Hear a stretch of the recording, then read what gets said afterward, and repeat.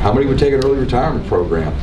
Well, if you've got a 7-year, or just say hypothetically a 7-year allocation, what if you required a 24-month notice that you were going to enroll in the ERIP? You know, the people at 25 or 28 years plus. A year, at least a year. Right, you know, maybe Well, 1 that would be year. the question. Would you allow people to do it every year for the 7 years? No, not. I think not. I think would only what be you're the trying to first do is few just years? right size, and then you You'd have say to by a cut it. certain date you do the ERIP, and if you don't, you're out of luck. Well, perhaps we would have a ceiling. And we'd say, this is the amount of money we have. If you want to get in on it, and that could encourage people to do it, because, you know, if they want to, you know, we only have so much money. If you want to get in on it, The highest numbers are going to be between year 4 and 7, I would think, because if you do get a pay increase, you know, they're going to be the 3 highest earning years, so then they'll roll off. So you're not going to have a whole lot in the first 3 years. you're only talking about a 3% increase between now and next year. I mean, people aren't going to work in it.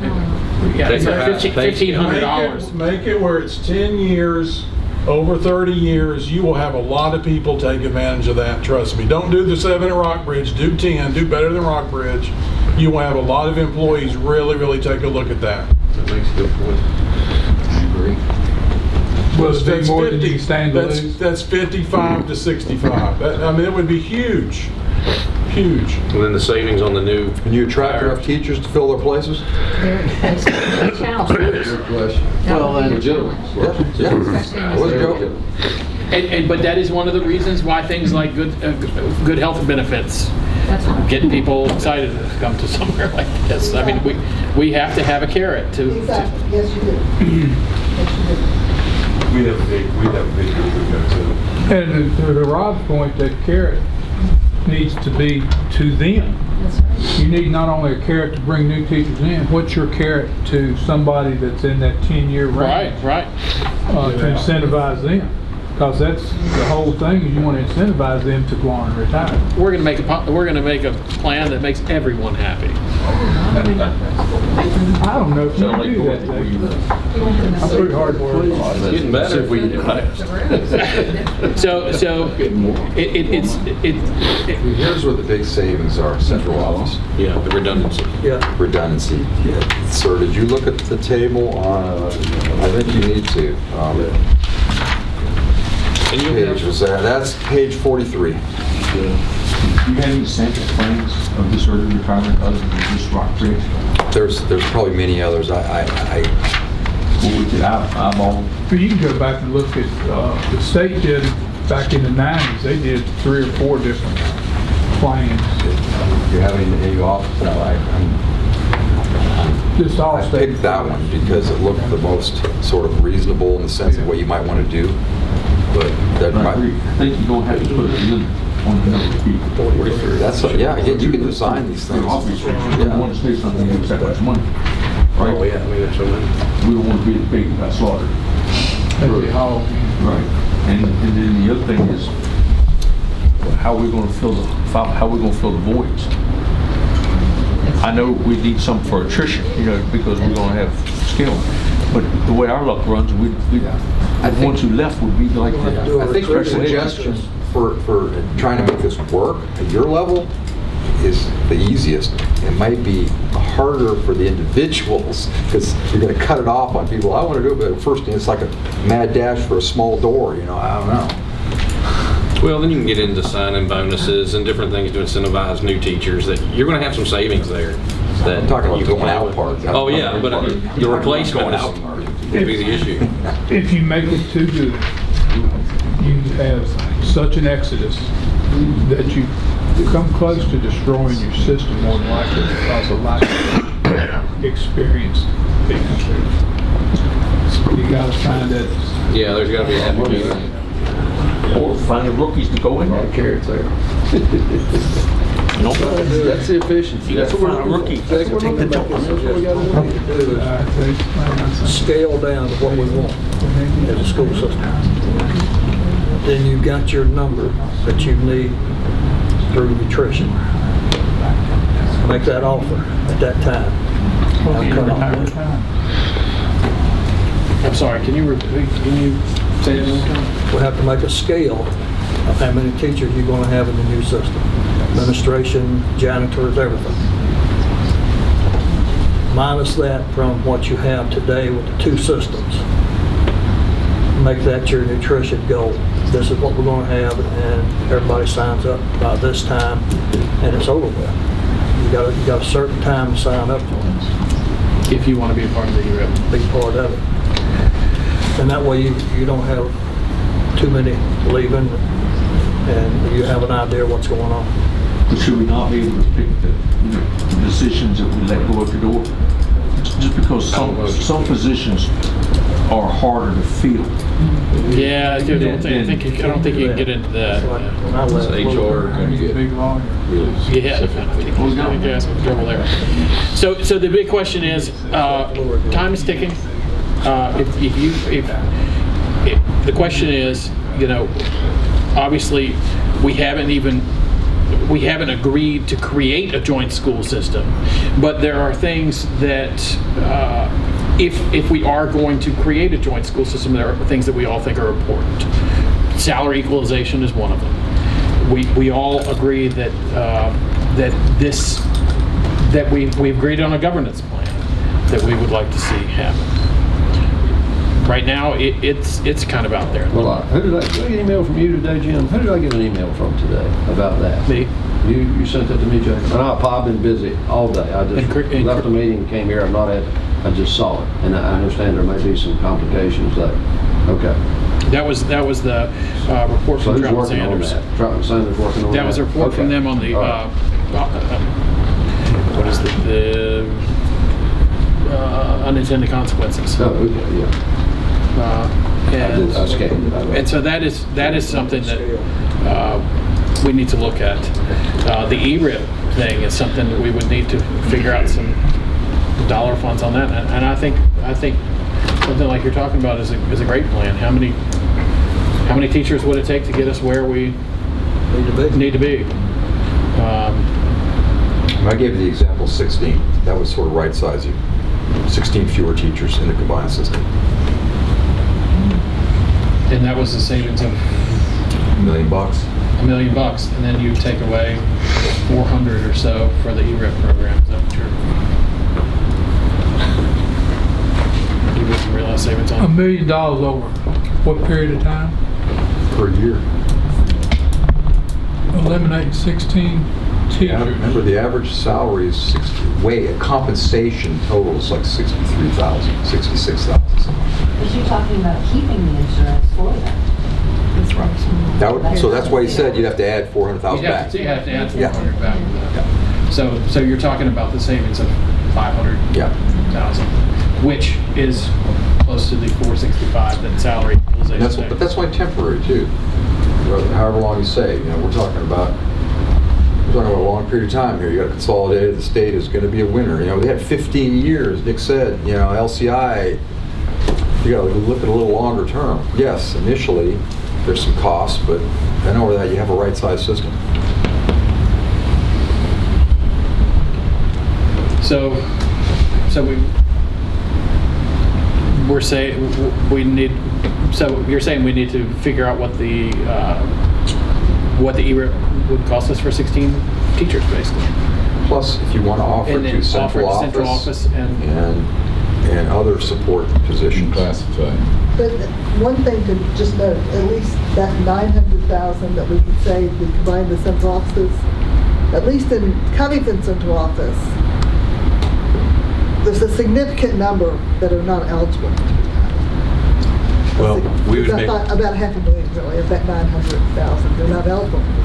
We'd make up for it then, because we probably have 6 or 7 of us that are all within the next 4 or 5 years going to retire.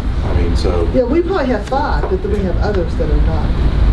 It was never suggested who would go or who would go. It was just, here's both. That together, there's. Yeah, you got enough talent here. You got enough talent to make up what you need. About 10 years. Exactly, somebody that just came to us, not liking it. So we're talking about 465 for the salary equalization, and then 500, call it 500. 500 for the or 500 for the salary, and then for the ERIP, that table? Let's see. Where was it?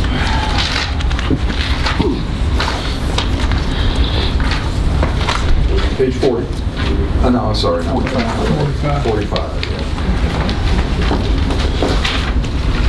Yeah, page 45. So it wouldn't be as much as on there because I've got 22 teachers there, 32 actually there, if you wanted to keep it to 16. That's 32. So, and then you have to decide, and that doesn't even, you know. So kind of if we added those numbers together and divided in half, I mean, you have 32 people there. If we're losing 16 as an average, that would give us what it is if we lost about the same. 300, 500. There's another 37 people that aren't teachers under it. Yeah. Right. You have to decide whether you offer it to them or not. Maybe you don't. But you're gonna want to right size that too. Yes. Yeah.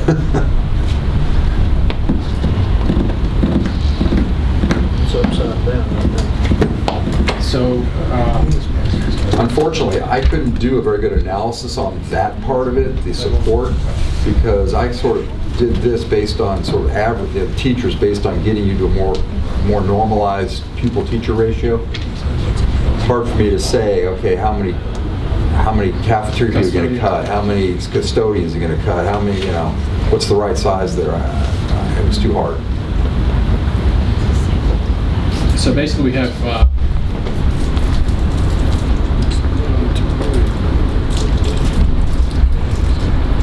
So you think we could sell the state on a sliding scale? 610. I think that's a wean us off of it a little bit. I mean, I think that's a good way to Start off here and show them reduce it over time. that we're creating efficiencies. Start at $1 million, I would say, and go down from there. Start at $1 million. That would 500 for salaries, 500 for ERIP, and down from there. You know, because you start saving, you don't need it. You can pay your own way after a while. Once you're efficient. How many years you get to that? 10. I would say $1 million the first 2 years, and then, you know, step it down significantly after that. 250. How many? Yeah, I would go to $1.5 million, and then $1 million, you know, for the biennium I'm talking about. So it'd be $2 million, $1.5 million for the next biennium, and then $1 million for the biennium after that. So 1 million, 750, 750. Well, $2 million the first biennium, $1.5 million the second biennium, $1 million the third biennium. So that would be 6 And then years. you probably don't need anything after that, really. 6 years. And that's the number we heard several times when we were in Richmond, is 6. Really? Yes. I mean, 15 sounds a lot better, but 6 was something we heard several times. You're on the right side. You're going to save more than that if you do it right. But we have to remember that this is not all about savings. This is just about a more efficient use of our money. Well, with efficiencies come more opportunities for education. Right. We hope. Well, that's the thing. This is about academics too. I mean, we don't want to. We're not going to damage academics here. We want to improve efficiencies, but not damage academics in doing so. Right. Quality's got to be there or get better. The plan is for the quality to get better and the opportunities to get better. You're going to have really good substitute teachers. That's a good point. Would be very good. Yeah, that is true. Maybe if you substitute bus drivers. All your experience will be in your substitutes. It won't be in your teachers, it'll be in the substitutes that you have. All the substitutes would be broken down old teachers. But you could That's use right. those older teachers as mentors in this classroom instruction and, you know, teaching your younger ones coming in too. And that's That one could of be the part things that their we've duties. talked about a lot is the idea of internships, mentors, different people to work with. I mean, our nursing here at JRTC, we're looking for folks to help a couple days a week to help with our nursing students that are doing their internships. Thank you, sir. We could definitely use all of those people. So what is the thought of this committee? Thank you, sir. Not mine. passing. All right, I'm passing it on along. We've been up here talking too long. So what is the thought of our committee on the idea of this ERIP plan and this asking for the salary equalization? Not starting. Sure you will. We'll bring it back over here. Mr. Mayor, Legislators always. what are your thoughts? There we go. Stand back around. Pass them back.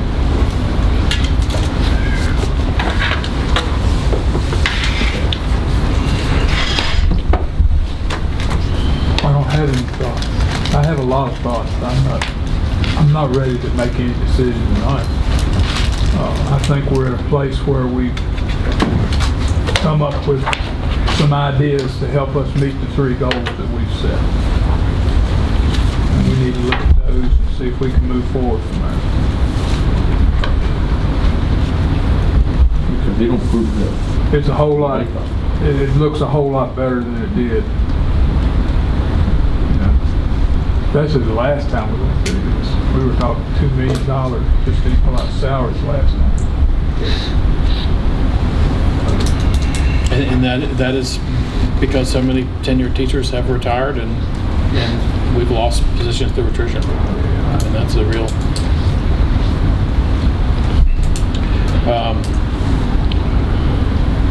But our pupil ratio would still be good. Right. Yes. That was one of the things we heard at the meeting at Turfman Hall. That pupil ratio would go crazy high. Even with losing 16, it only goes up 1 pupil per teacher on average, and you're still below the statewide average.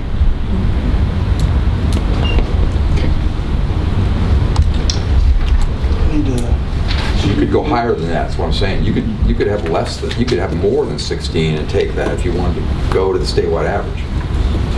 I wouldn't gamble on it. So we have, if we decide that we want to put in legislation during this session, and we'll talk to Matt, he takes care of all this stuff anyway, we would need to get things in by January 8th. And ideally, we would want to get things in sooner than that. Actually, that's not true, if you want to know. If you want me to comment on that. You can always introduce things to subcommittees without having a formal budget. Subcommittee can just do it. So whenever before they report, in fact, they can do it in the conference committee in March. I'm not saying to do that. I recommend that you have a budget amendment put in by your legislators. I do recommend that, but that is not hard and fast by any stretch of the imagination. With that being said, we have middle of January to make a decision. But like I said, I don't recommend that. Because it gets harder, because then he has got to bring it to the subcommittee, and the subcommittee's got to do it out of their own, you know. If we're going to look like the fair hair child, we need to be as early as possible, don't we? And our senator is willing to sponsor it on his Your side. senator, for example, is on the Senate Finance Committee. I was on the staff of the Senate Finance for 12 years. He could walk in at any time for that budget report and say, I'd like to do this. He doesn't need your... You need it. He can do it himself. Creed could do that? Absolutely. If he's on the committee. He doesn't even have to be on the committee. If he's got a buddy on the committee, he'd walk in and say, hey, do this for me. So, those are committee budgets, and then they turn into Senate, House budgets, and General Assembly budget. At any point along that way, something could come in. No matter how it comes in. So when's y'all's next meeting? Your board, your school board? Not until mid-January, late January. When's y'all's? You know, our Day next before board your meetings? regularly scheduled The 20th. school, city council meeting. 21st. We're the day before your regularly scheduled city That's not to council. say we couldn't have a call meeting. Is it I would talk to Creed before with that strategy. We do have a work session on the 13th. I'm gonna talk to him. So, John, you're looking at the 9th? Sounds right. Something like that? Sounds right. That's your school boards. So I And where I'm going, last week Gerald said we need need to go back to the school boards and see if they want to keep moving forward with this process. Is that the way you said it? I mean, I don't mean to play the devil's advocate, but I think it's this committee's decision on what we come up with as far as going forward with a plan. I guess what I was talking about, Jake, was if we come up with a plan, I mean, it could be a goal plan. And if we go back to the prospective boards and the supervisors and the council, and either one of them say no, then we'd be a dead horse. Because we have to have their support, right? I agree that we need to have their support, to make all of this happen. But I think we're dealing with now, I think that we can still ask for funding and say, we got a consensus. I guess we do a consensus with the board and say, these are the things we need to have. We need to have the makeup way we asked for it, and we need to have, was it $2 million the first year and $1.5 million buy-in? So, are you asking to go to the boards for a resolution of support to proceed? Is that what we're saying? Well, what I was asking was, we need to go, and this is just me, okay? We should really go to our prospective boards and see if here's our plan we laid out, right? Here's our 3 things we told we was going to accomplish, and see if they're going to support it.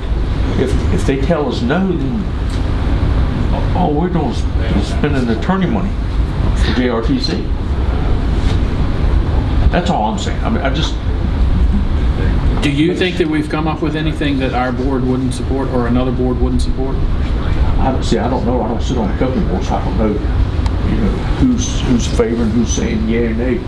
I feel pretty comfortable with our board because we kept them up, posted every week. I would say put the retirement package together, then go to everybody board, go on record, everybody support it, and pass it on to Delegate Austin and Senator Deed to ask for the money.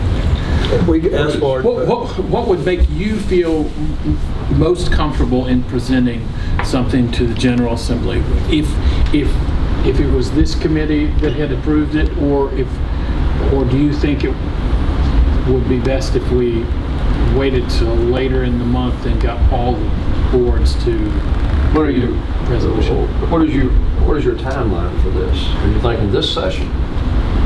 yeah. Okay.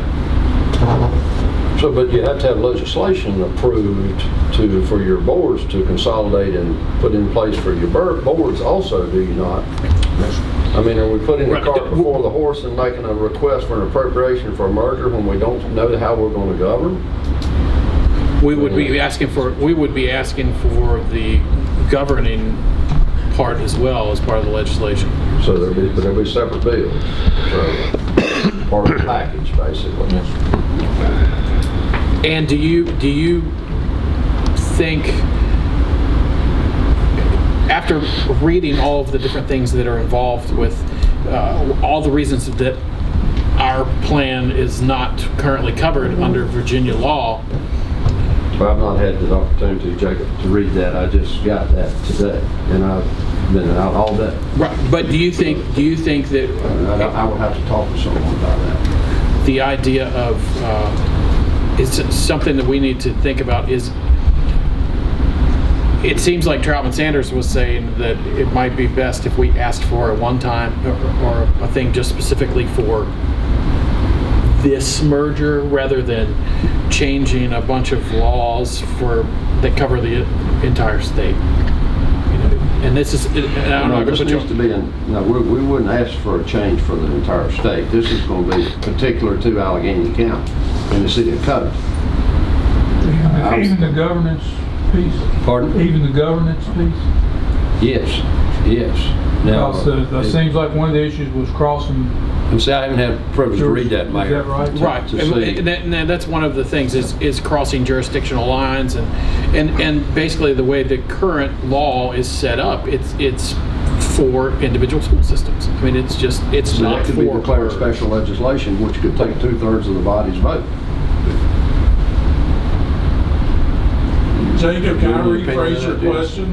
Delegate Austin, would it be embarrassing for you and Cree Deeds to be down there trying to get this legislation passed, and then in the spring, one of our boards not pass this and say no to it after you all have done all your work? Would that be embarrassing to you?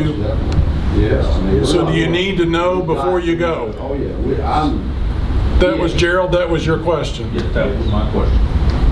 yes, I would definitely want to know that the boards are in concurrence and support of the measure. Yes. Yes.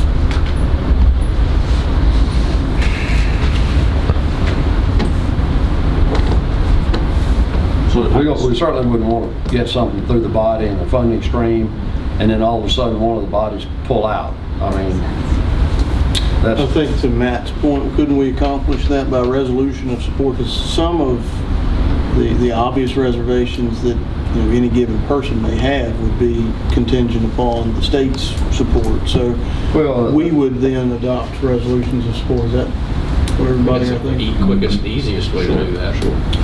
Okay. And we've got a meeting the 8th, I know, or the, whatever the, 7. yeah, the 7th. We can put that in new business.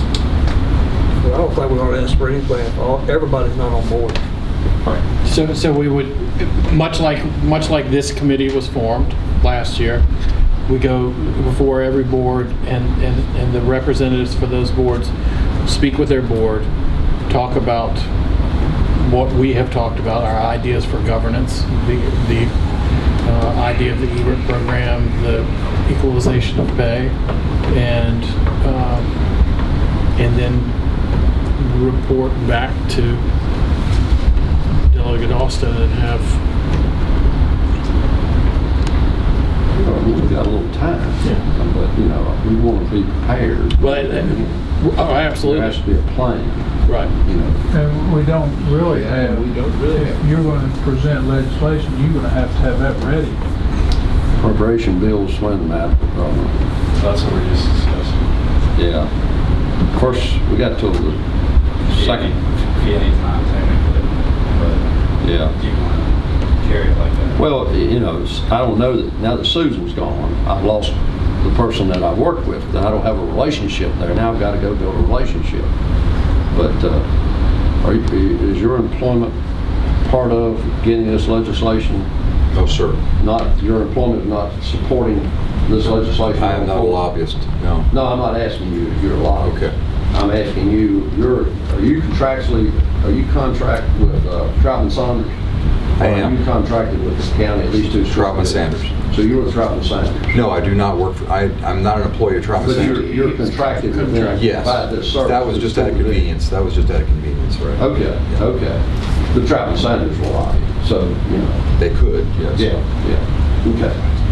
Well, the thing is, I had a relationship with Susan Ho that I had hoped would help, and we were building up the momentum to get to this point, and now Susan's no longer there. I do not have a relationship with the new person. I'm sure we can And create that. luckily, he is from the Department of Education, so he, and we did meet with us about this when we were in.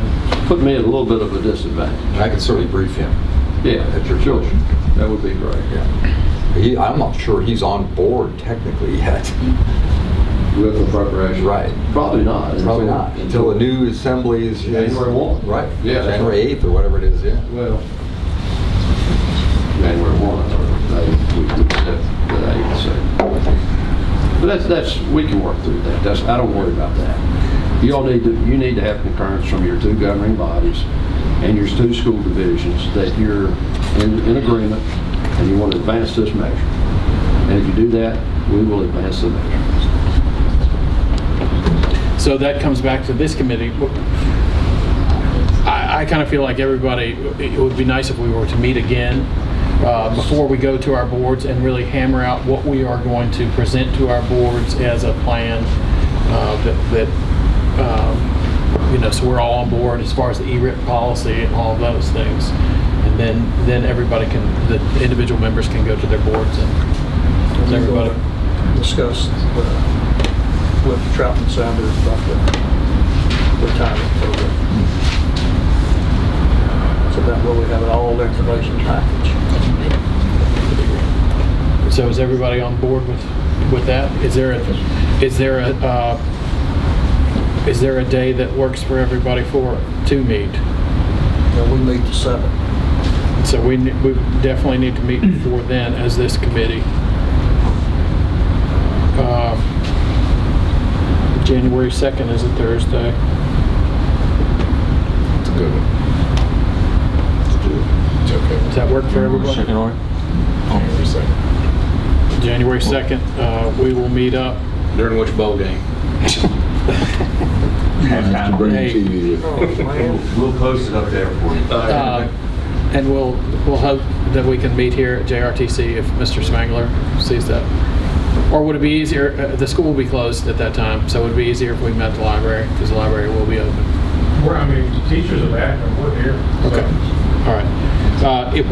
We will plan to meet here. If there's any change, we will probably notify everyone, but meet here January 2nd at 6 p.m. And in the meantime, Delegate Austin can take a look at the unintended consequences and things like that and see if you all have any questions about Melinda. For this draft fiscal study, is it being released to the public? The plan? That's up to you, sir. I don't think that there's anything that, it is a draft, but I don't see why it would. Why don't we discuss that in the meeting? Yeah. When you get the whole package together, release it. Yeah, we'll get about We'll get the It's final. all publicly available information. It's just your wonderful work in putting it all together. But I don't see any reason why something approaching this, if not this in final form, wouldn't be released with anything more than we have. So. Jerry's eyes lit up. Oh, yeah. There was a couple things that you needed to look at about the salary, the number of people for retirement. That was a number that's in here that's not right. So his estimate is conservative. Mine's conservative. just It was consider it yeah, conservative. I was trying to be conservative in that, that's all. And you have no idea, nobody has any idea how many people would take So it. Exactly. Yeah. this draft is close to complete. I As would far as like to think as well, we would also have a subcommittee of some sort that would touch on a lot of what you have here that may need maybe some back and forth between a subcommittee if we're actually hammering out a structure. Even things as obvious as the administrative structure between the two divisions, the differences there. What would, because I think your basis for central office staff was basically just migrating to what Allegheny uses, right? No, sir. It's just the elimination of. I did not make a value judgment at all. I just put them side by side, Right. the positions side by side with their salaries, and you would make your own judgments as to how you wanted to proceed. But I think we'll have a lot touching on that we'll need to go back and forth with. So. Can I ask for clarification on the class size, please? It's my understanding that you want 6 teachers to retire, not replace them. If I teach 60 students, those 60 students have to go to a classroom. If there are only 3 other teachers, that's 20 more students for each teacher. The juggling act would be how to, in a consolidated school division, would be exactly right. That would be the difficulty. When you reduce teachers, you're not going to want to go to 60 kids in one class and 25 in I'm talking another. about for all my classes. If I taught 60 kids for the semester, You did already? You've done that? I'm just giving you an example. Okay. I thought that's what you were saying you do right now. Well, I teach alternative education. I'm a whole other ball of Okay, wax. okay. Okay, but the average class has, 15 kids. That's 45 kids. If we split them between the 3 remaining teachers, that's more than 1 child per class. But he's Well, talking That's about 15. over the entire school. Again, the whole entire, both But school it divisions. doesn't work that way, Jacob. You can't take 60 history students and put them in math classes. They have to have the history. I agree. That is a problem. That is a problem. That you have to figure out how you're going to divvy up your classes. You may have to change. You have a different middle school. levels too, you know, they're not the same. But that's more, you said it was only an increase of 1 student per I class. said, this is in total. So yes, the trick, it's the ratio. The trick would be to do exactly what you're saying, that you have to be able to, by reducing those 16 teachers, you would have to figure out how not to skew one class being huge and one being small, or some huge, right? You'd have to figure that out. That's a whole nother level of analysis. That's something that we'll have committees for and have the superintendents involved with and figure out, you know, once we find out who does want to take advantage of that kind of thing. But it's something that happens every year when we lose teachers through retirements and attrition. I mean, that's something that has to be figured out every year. So you may have to replace some of those teachers that are retiring. You may have to replace Exactly, and that's where we see a huge savings. You replace them at a much lower rate. Right, and that's typically where our budget surplus comes from every year. That's an every year exercise. You know how many students every year and teachers. I know what you're saying. I agree with you. It's going to be a trick to try to, in a very small school division like yours, that's the problem with small school divisions, is that they cannot, they still need 2 third-grade classes. No ports. Or, you know, so on. And so you can't just take one teacher out and have 60 kids. I get it. No, go home. All right, if somebody would make a motion to adjourn. I got a motion. Second. Appreciate it. Good to see you. So, we not have, we have